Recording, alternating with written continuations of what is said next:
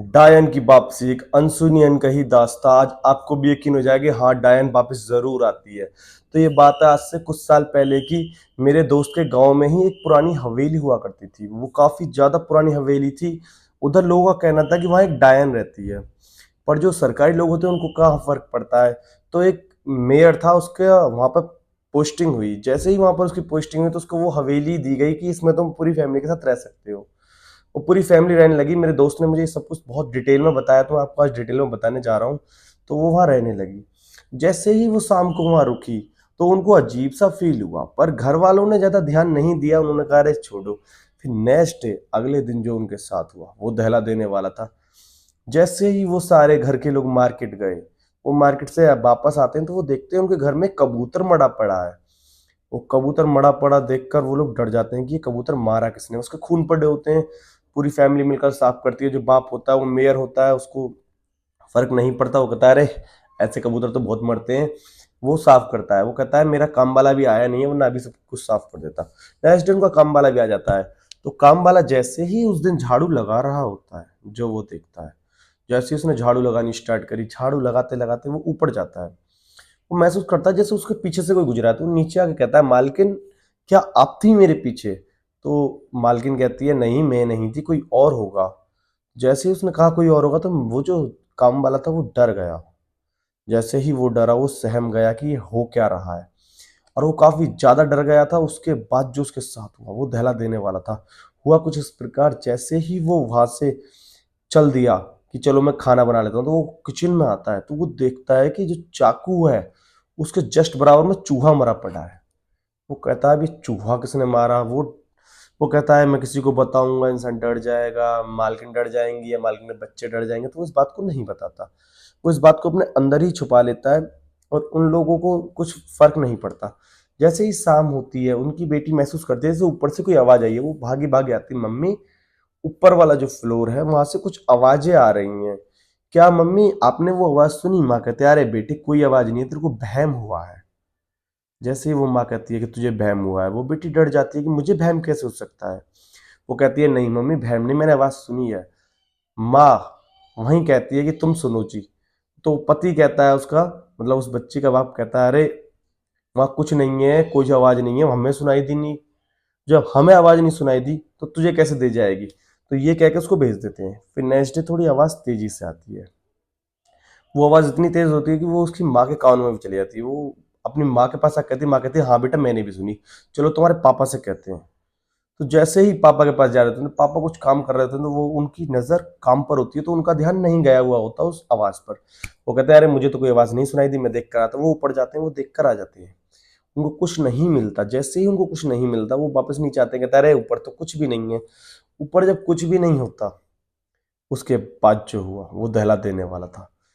वो पूरा परिवार खाना बनाने के बाद बैठ गया और खाना खाने लग गया। जैसे ही वो खाना खाने लगा, उन लोगों को बहुत तेज एक चीख की आवाज सुनाई देती है। वो ऊपर जाके देखते हैं तो जो काम वाला था वो बेहोश पड़ा होता है। वो कहते हैं अरे उठ उठ उठ उठ। उसको उठाते हैं, उससे कहते हैं क्या हुआ? वो कहता है अरे मैंने किसी को यहाँ खड़े हुए देखा। जैसे ही वो कहता है मैंने यहाँ सामने किसी को खड़े हुए देखा है, वो पूरा घर डर जाता है। वो कहता है अरे मजाक कर रहा है तू हमारे साथ। उसको नीचे ले आते हैं, किचन में भेज देते हैं। वो किचन में ही सोता है। जैसे ही वो किचन में सो जाता है, सुबह सुबह जैसे ही वो उठता है तो उसकी तबीयत थोड़ी बीती हुई होती है। वो कहता है मेरे को पता नहीं कुछ अजीब सा महसूस हो रहा है। वो घर वाले डर चुके होते हैं कि इसको क्या हो गया। दवाई दिलवाते हैं, दवाई के बाद उसको थोड़ी राहत मिलती है। राहत के बाद जो उसके साथ हुआ वो दहला देने वाला था। वो अगले दिन देखता है कि उसकी बाजुओं पर निशान है, नखून के से निशान। वो कहता है मालकिन देखना, मेरी निशान पता नहीं किस चीज के। मालकिन समझ गई होती है कि हाँ कुछ तो वैदिक शक्ति है यहाँ। तो वो क्या करती है, वो एक पंडित को बुलाती है कि आओ मेरे घर में। वो जैसे ही उस घर में घुसता है, वो डर जाता है। वो कहता है यहाँ कुछ बुरी शक्तियों का वास है, तुम यहाँ से चले जाओ। वो औरत उस बात पर ध्यान दे लेती है, लेकिन उसका पति नहीं मानता। पति कहता है अरे ढोंगी है साले तू, ये कहकर उसको भगा देता है।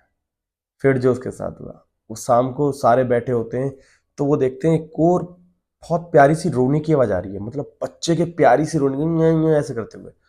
वो कहते हैं कौन है कौन है? गुड़िया देख के आना। गुड़िया ऊपर जा ही रही होती है कि गुड़िया का वो सीढ़ियों से पैर फिसल जाता है और वो सीधी नीचे गिरती है। सब भागे भागे आते हैं, गुड़िया को प्लास्टर करवाते हैं, उसी रात ले जाते हैं हॉस्पिटल। उस रात जब उसको हॉस्पिटल ले जाते हैं तो उनका एक छोटा बच्चा होता है जो कि होता है 8 साल का, 8-9 साल का, वो घर पर ही रह जाता है। जैसे ही वो वापस आते हैं वो देखते हैं कि उनका बच्चा जो है वो घर पर नहीं है, वो गायब हो चुका होता है। वो पूरे घर में ढूंढते हैं, वो कहते हैं छोटू छोटू छोटू कहाँ है, छोटू उनको नहीं मिलता। जब उनको छोटू नहीं मिलता वो पूरी तरह से बहक जाते हैं कि यार छोटू गया तो गया कहाँ। उसके बाद जो उनके साथ हुआ वो दहला देने वाला था, उनकी पूरी रूह कांप गई और उसके बाद उनका समझ ही जाओ फिर हुआ कुछ ऐसा कि जैसे ही वो बड़ी बहन थी, वो ऊपर गई, उसने ऊपर जाकर कमरे में देखा तो कोई दिव्य शक्ति उसके सामने खड़ी थी, शीशे में से दिख रही थी और पीछे नहीं दिख रही थी। वो एक साथ गर्दन घुमाती है, उसकी गर्दन टक करके तोड़ दी जाती है और वो वहीं मर जाती है।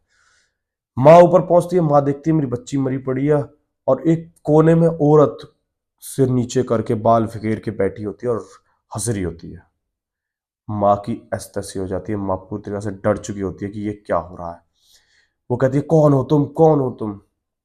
उसके बाल, लंबे बाल, उसकी काली आंखें, उसके लाल होठ जो कि खून बह रहा है इधर से इधर, उसके बड़े बड़े बाल जो लहर रहे हैं, और वो बहुत भयंकर पल बताया जाता है। जैसे ही उस औरत ने उसके आसपास जाने की कोशिश करी, उसने उसको भी अपनी दिव्य शक्तियों से घिर कर उस घर में ही मार दिया। रह गया वो बाप। वो बाप जैसे ही ऊपर पहुंचा, उस बाप ने देखा कि ऐसा हो रहा है, तो बाप ने खिड़की से ही छलांग मार दी और बाप की बाजू टूटी, टांग टूटी। गांव के लोगों ने उसको उठाया और उसको हॉस्पिटल ले गए। मेयर ने बाहर जाके बताया, बाहर से पुलिस आई, पुलिस ने पूरे उसकी तहकीकात करी, देखा गया तो शरीर की बॉडीज मिली वहां, और वो चुड़ैल का कुछ नहीं पता चला। जब से कहा जाता है कि चुड़ैल आज भी इंतजार कर रही है, चुड़ैल की वापसी हो चुकी है उस घर में, बस वो इंतजार करती है तो उस आदमी का कि वो कभी आए उस घर में या फिर कोई नया परिवार आए।